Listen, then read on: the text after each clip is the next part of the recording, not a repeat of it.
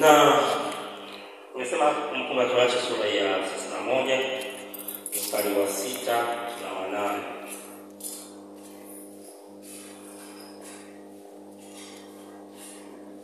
Biblia inasema, "Dueni hodari na moyo wa ushujaa, msiogope wala msiwahofu. Kwa maana Bwana Mungu wako, yeye ndiye anayekwenda pamoja nawe, hata kupungukia wala kukuacha." Mstari wa 8. "Naye Bwana yeye ndiye atakayekutangulia, utakuwa mmoja wa pamoja nawe, atakuwa pamoja nawe, hata kupungukia wala kukuacha, usiogope wala usifadhaike." Baba, katika jina la Yesu Mwana wa Mungu hai, ninakushukuru kwa sababu wewe ni mwema.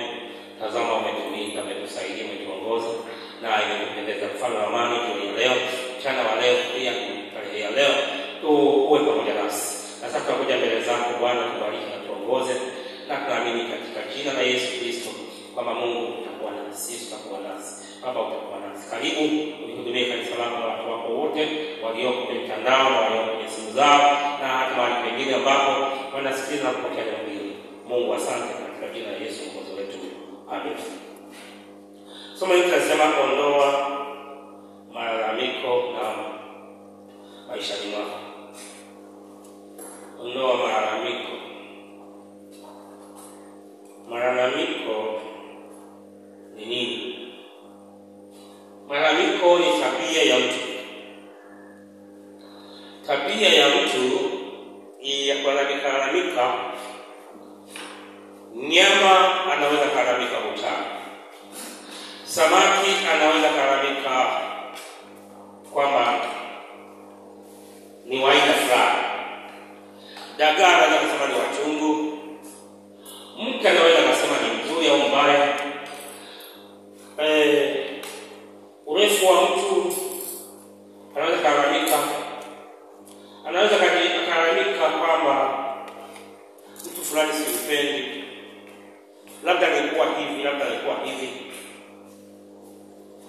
Sisi wazazi wetu walituambia kwenye misali, wale mababu zetu kwenye misali walisema, ukitaka kukataa nyama buchani, ile mifupa yake ile, kagua na wewe mifupa yako ulionayo wewe kama kuna mifupa. Kumbe ng'ombe huaga na mifupa. Kwa hiyo buchani inakuta mifupa. Kwa hiyo mtu mwenye malalamiko huwezi kumridhisha, huwezi kumtosheleza. Mtu anayelalamika unaweza kukaa naye, lakini huwezi. Mtu mwenye malalamiko bali huwa na manunguniko. Lakini hawa katika kitabu cha Kumbukumbu la Torati, Mungu anaeleza Musa, awaambie watu hawa wawe hodari na wawe wa ushujaa, wasiogope wala wasihofu, kwa maana Bwana Mungu wako ndiye aliyekwenda pamoja na Musa, na hata kupungukia wala kukuacha wewe. Naye yeye ndiye atakutangulia, atakuwa pamoja nawe, hata kupungukia wala kukuacha, usiogope wala usifadhaike. Majibu ambayo Mungu anatoa kwa Musa, anamridhisha, anamkubalisha kwamba amewatoa Misri katika taabu, amewatoa katika utumwa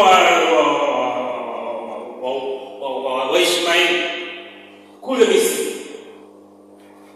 Wamepigwa, wametengeneza, wamefanya mambo mengi sana kutisha. Huku wamekuwa watumwa kupita kawaida. Kwa hiyo anaambia kwamba sasa wasihofu, waamini Mungu. Mungu hatawaacha, Mungu hatawapungukia, Mungu atakuwa pamoja naye.